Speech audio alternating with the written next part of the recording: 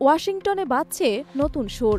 Trump প্রশাসন ঘোষণা করল এমন এক প্রকল্প যা ক্রিপ্টো জগৎকে উচ্ছ্বসিত করেছে, সমালোচকদের ক্ষুব্ধ করেছে, আর সাধারণ মানুষ তারা এইসব নিয়ে মাথা ঘামান না।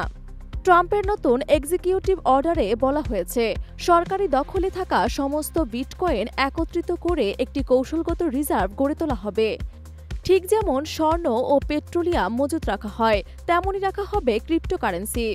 সমর্থকদের দাবি, ভবিষ্যতে যদি ক্রিপ্টোকারেন্সি প্রচলিত মুদ্রার জায়গা দখল করে, তাহলে এই রিজার্ভ মার্কিন অর্থনীতিকে রক্ষা করবে। এই বিনিয়োগ জাতীয় ঋণ কমাতেও সাহায্য করতে পারে। কিন্তু সমালোচকরা একেবারেই একমত নন। নিন্দুকদের মতে বিটকয়েনের মূল্যবৃদ্ধির পেছনে হাত আছে বড় বড় বিনিয়োগকারীদের।